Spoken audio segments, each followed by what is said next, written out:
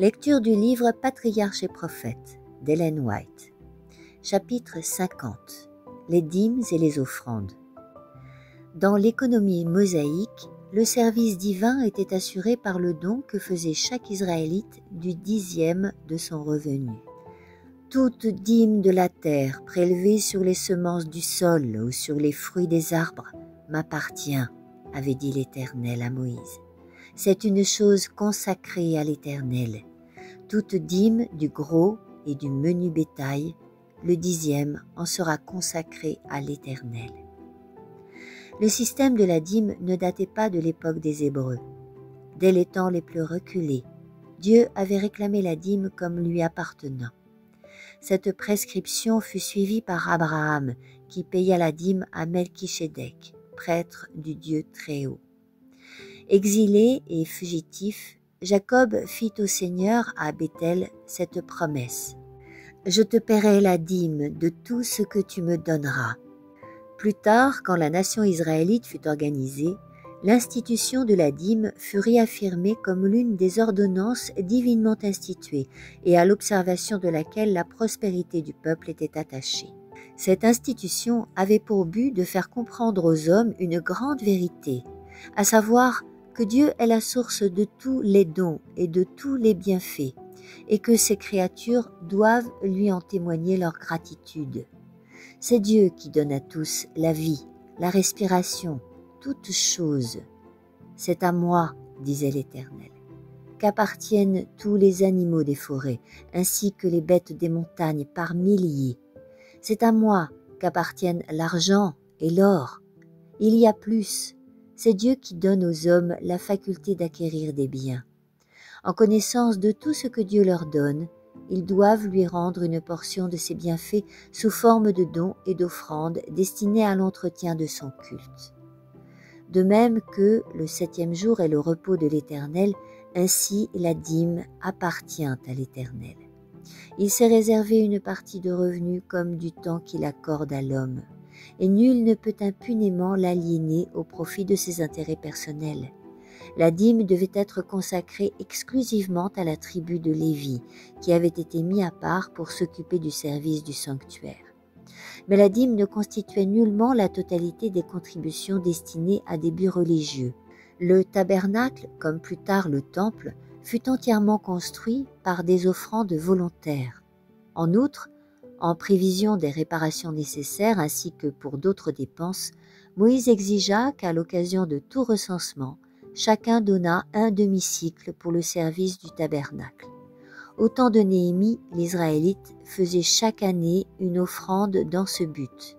Les offrandes pour le péché et les offrandes d'action de grâce qui, aux fêtes annuelles, étaient très nombreuses, revenaient partiellement aux Lévites. À part cela, il avait été largement pourvu aux soins des pauvres.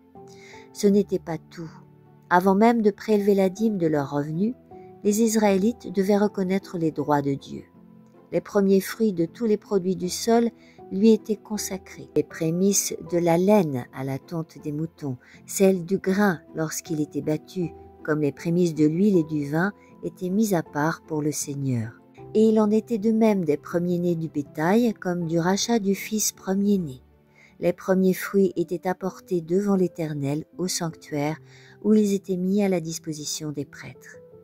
Comme on le voit, les Juifs avaient constamment l'occasion de se souvenir que Dieu était le propriétaire de leurs champs et de leurs troupeaux. C'était lui qui envoyait le soleil et la pluie pour les semailles et les moissons. Tout ce qu'ils possédaient faisait partie de sa création et ils n'étaient que les économes de ses biens. Quand ils apportaient les premiers fruits de leurs champs, de leurs vergers et de leurs vignes, les enfants d'Israël s'assemblaient autour du tabernacle et rendaient publiquement grâce à Dieu pour ses bontés. En présentant son offrande au prêtre, l'ordonnateur disait « Mon père était un Araméen nomade », puis il rappelait le séjour en Égypte et les souffrances dont Dieu avait délivré Israël, grâce à sa vigueur puissante et à la force de son bras et en opérant des prodiges et des miracles. Il ajoutait « Il nous a conduits dans ces contrées, il nous a donné ce pays, un pays où coule le lait et le miel. Maintenant donc, voici que j'apporte les prémices des fruits du sol que tu m'as donnés, ô Éternel. » Les contributions exigées des Hébreux pour des buts religieux et charitables s'élevaient donc pour le moins à 1/4 de leurs revenus. On serait tenté de croire qu'une charge aussi lourde aurait dû les réduire à la pauvreté. Bien au contraire, la fidèle observation de ces libéralités était une condition de leur prospérité. Voici la promesse de Dieu pour ceux qui lui obéissaient. « Je détournerai de vous le fléau dévastateur. Je ne détruirai plus les fruits de votre sol, et vos vignes ne seront plus stériles dans vos campagnes. Toutes les nations vous diront « Heureux », car vous serez un pays de délices, dit l'Éternel des armées. L'époque du prophète Agé nous offre un exemple des conséquences qui suivent le refus égoïste de rendre à Dieu non seulement la dîme, mais aussi les offrandes volontaires. Après le retour de Babylone, les Juifs entreprirent la reconstruction du temple de Jérusalem.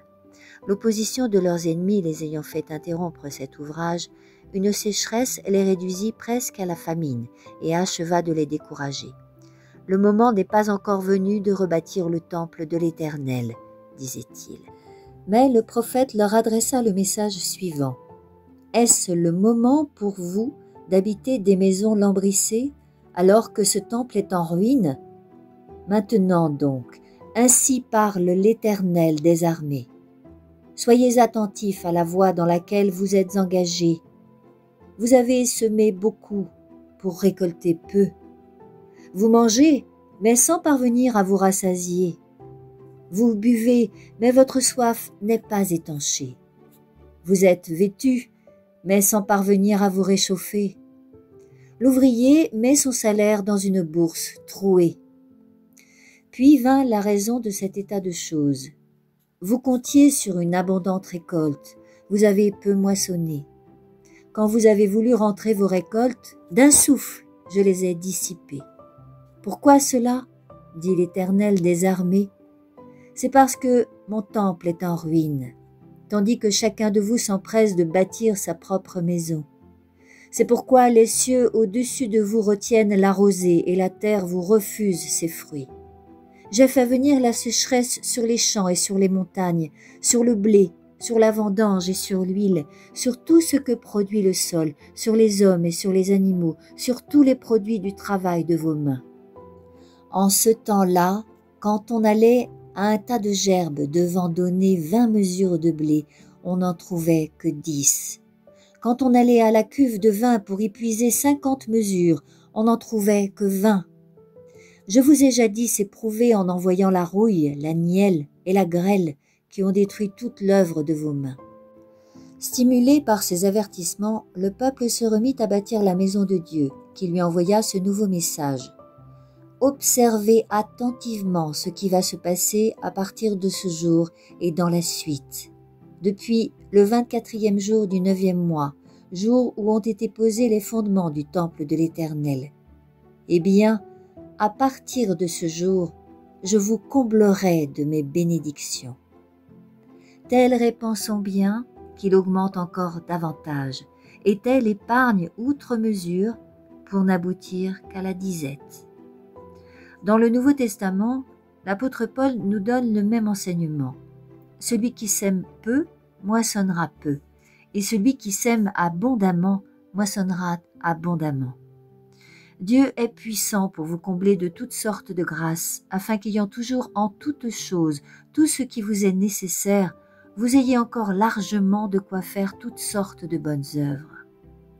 Dieu voulait que les Israélites portent la lumière de la vérité à tous les habitants du globe. En pratiquant le culte public tel qu'il fut institué par le Seigneur, ils rendaient témoignage à l'existence et à la souveraineté du Dieu vivant.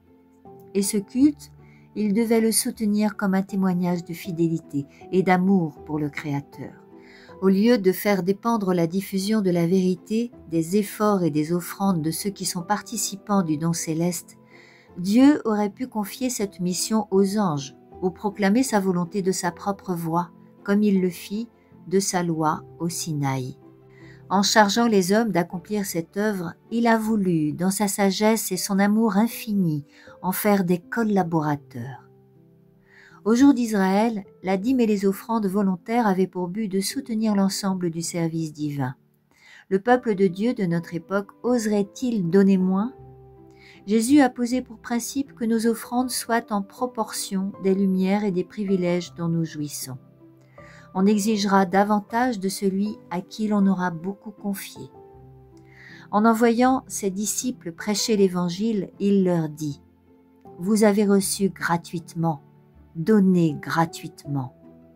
Lorsque les bénédictions d'en haut se multiplient à notre égard, et surtout lorsque nous contemplons le sacrifice incomparable du Fils de Dieu, notre gratitude ne devrait-elle pas nous pousser à plus de générosité en faveur de la diffusion du message du salut? L'œuvre de l'Évangile exigeant aujourd'hui des ressources plus considérables qu'autrefois, les dîmes et les offrandes sont plus nécessaires encore que sous l'économie hébraïque. Au lieu de recourir à des moyens discutables et peu chrétiens pour équilibrer son budget, si l'Église soutenait généreusement la cause de l'Évangile, Dieu serait honoré et plus nombreuses seraient les âmes amenées au Sauveur. Le moyen employé par Moïse pour réunir les fonds nécessaires à la construction du tabernacle eut un grand succès. Il n'eut pas besoin d'insister pour inviter le peuple à donner. Il ne fit usage d'aucun des procédés si souvent utilisés de nos jours par les églises. Pas de soirées amusantes, de danses, ni de banquets. Il n'organisa ni loterie, ni tombola, ni autres moyens profanes en faveur d'œuvres charitables ou missionnaires. Par ordre du Seigneur, Moïse invita les enfants d'Israël à lui apporter leurs offrandes. Il leur dit que tout ce qui lui serait apporté volontairement et de bon cœur serait accepté. Et les offrandes affluèrent avec une telle abondance que Moïse dut en refuser. Dieu a fait des hommes ses économes. Les biens qu'il leur a confiés sont destinés à la proclamation de l'Évangile. À ceux qui sont fidèles, Dieu confiera de plus grandes richesses. « J'honore ceux qui m'honorent », dit-il. Dieu aime celui qui donne gaiement. Aussi, quand ses enfants reconnaissants lui apportent leurs offrandes, non pas à regret ni par contrainte, sa bénédiction les accompagne. Il a fait cette promesse. « Apportez toutes les dîmes au trésor du temple, qu'il y ait des vivres dans ma maison. Mettez-moi ainsi à l'épreuve, dit l'Éternel. Vous verrez si je ne vous ouvre pas les écluses des cieux et si je ne répands pas sur vous la bénédiction sans mesure. » Je t'invite à la suite de ce récit au chapitre 51 intitulé « Le soin des pauvres ». Je t'invite à la suite de ce récit au chapitre 51 intitulé « Le soin des pauvres ». Et si tu as apprécié cette lecture, n'hésite pas à liker le petit pouce qui pointe vers le ciel afin de faire croître les audiences et à partager. Merci.